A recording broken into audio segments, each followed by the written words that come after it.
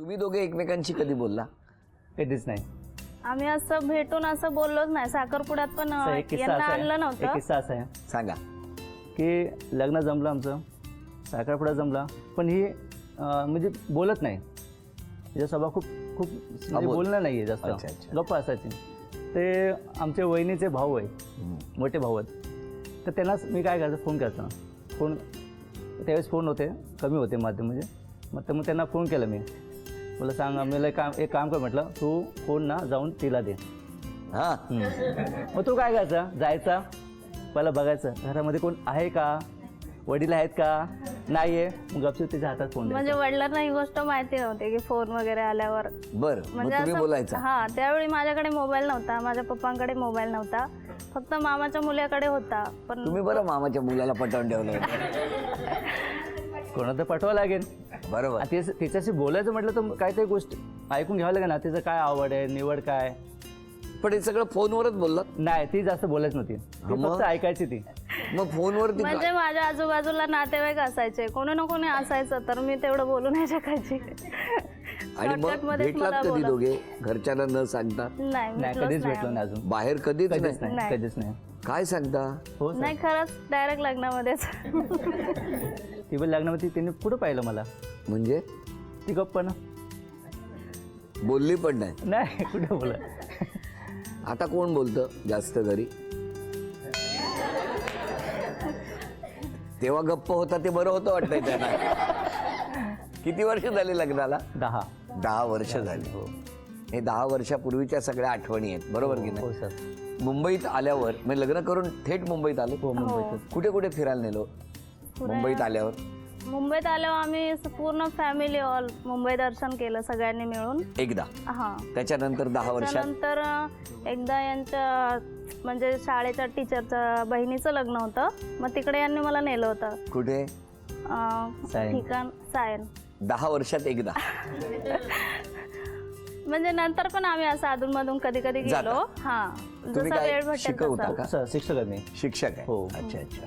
मग तुम्हाला सहलीला वगैरे एकटेच जात असते? सहलीला माझ्या मुलाला घेऊन जातात ते, तुम्हाला मला नाही नाही नेत कधी. तुम्हाला 10 वर्षात एकदाही नाही नेलं? सहलीला नाही मला नेत सांगा, कधी. नाशिक आणि मुंबई या व्यतिरिक्त कुठे कुठे घेऊन गेले तुम्हाला? त्र्यंबकेश्वर, ते पण नाशिक मध्ये आलं, सॉरी.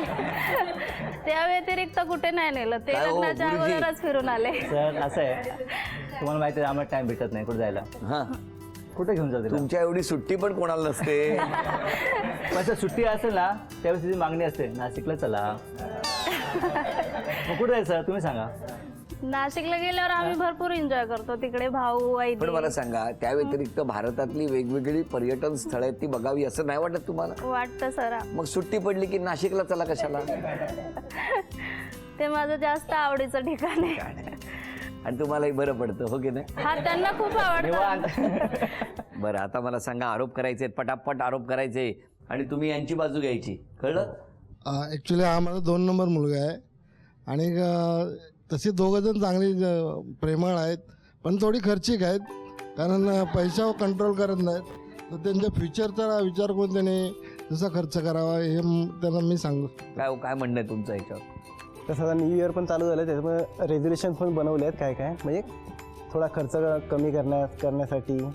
तसा इथं पण हातभार लागतो खर्च करायला की म्हणजे खर्च करायला नाही, म्हणजे कमीत कमी खर्च कसा होईल यासाठी प्लॅनिंग करायला. प्लॅनिंग करायला. जास्त खर्च तोच करतो हां.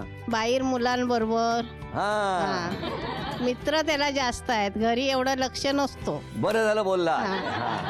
ते जरा आता बायको काय बोलणार, किती वेळा त्याला समजून सांगणार, काहीच ऐकत नाही. होय ना? ते तेवढं त्याला हे करा. बघितलं, तक्रार सुनेबद्दल नाही, मुलाबद्दल आहे. मी त्यांची शेजारी नाही, हा. म्हणजे काकीच आहे. तिला आता तुम्ही खर्च म्हणताय म्हणून तिला सांगते, कारण तिचं पार्लर आहे. या आताच्या जमान्यामध्ये पार्लरमध्ये किती खर्च होतो, हा. पण ती असं नाही. काकी आलात ना, ही काकी आली तिला फुकट करा, ती आली काकी हिता घेऊन जा, असं करते ती. म्हणजे तिचा मी हे करते, कंप्लेंट करते, आम्हाला फुकट मिळतं, हा. पण तिने आपल्याच्या ह्या आताच्या याच्याप्रमाणे असं नाही केलं पाहिजे. बरोबर, व्यवसाय हा व्यवसायाप्रमाणेच केला पाहिजे. काय वाटतं तुम्हाला, काय म्हणणं आहे? तसा जेव्हा स्वभावच आहे तसं म्हणजे सगळ्यांना समजून घ्यायचं आणि सगळ्यांना आपलंसं करावं असं तिला सारखं वाटत असतं. बरोबर. त्यामुळे कोणाला हर्ट करून पाहत नाही ती कधी. त्यामुळे ती पैसे कधी कधी घेत पण नाही. हो हां. Very good. आणि खर्च करायला तुम्ही बाहेर? तिची मी मैत्रीण आहे, ती फोन कधीच घेत नाही. तिला कितीही कॉल करा, 10 कॉल करा, ती फोन घेत नाही. आणि परत 10 कॉल केलेत काय म्हणून कधी विचारेन मी परत कॉल करून का, कधीच नाही. शेवटी आपण तिचं घर गाठावं लागतं की का ग तू फोन का नाही उचलत होतीस असं. बाकी तिची काहीच कंप्लेंट नाही, फक्त ती फोन घेत नाही एवढीच कंप्लेंट. काके येतात ना फेशियल करायला. हात बिझी असतात. हां, मला होम मिनिस्टरबद्दल एवढं सांगायचं आहे की मी पैठणी जिंकलेली आहे, पण पैठणी जिंकल्यानंतर मी जिथे जिथे जाते तिथे मला विचारतात की तुम्ही म्हणजे तुम्हाला काही पैसे वगैरे भरावे लागतात का, काही करावं लागतं का, किती पैसे भरलात.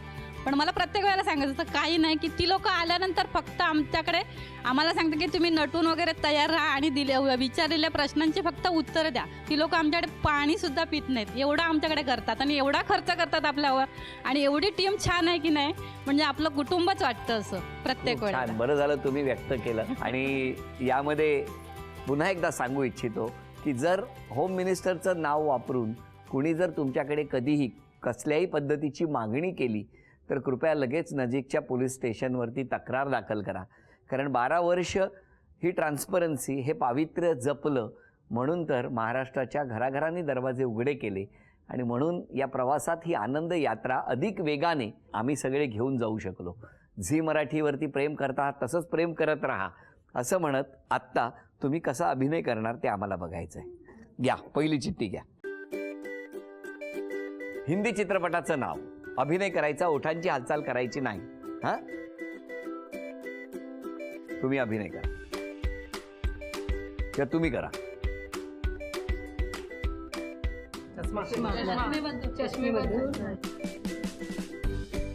नवीन लेटेस्ट आहे.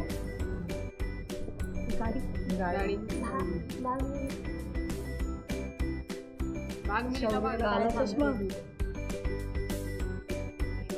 सिंगम. तू म्हणजे त्यांची अभिनय शेवटी शेवटी असा होता की जर ओळखलं नाही तर ओरबडीन पडून. अभिनंदन, झी मराठीकडून ही भेट असते. आता गाणं बघूया कसं ओळखतात. बोलायचं नाही. मराठी, हिंदी हिंदी हिंदी. हाँ हिंदी जुने. हाँ दिल टूट गया. भोली सूरत दिल के कोटे. गाणं म्हणा, गाणं म्हणा. भोली सूरत दिल के कोटे, नाम बड़े और दर्शन खोटे, दर्शन खोटे. अभिनंदन, झी मराठीकडून ही भेट असतो. पुढची चिठ्ठी. आता म्हण ओळखायची. पक्षी.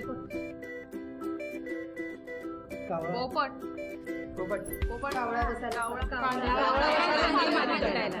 झी मराठीकडून ही भेटवस्तू. अभिनंदन. थँक्यू.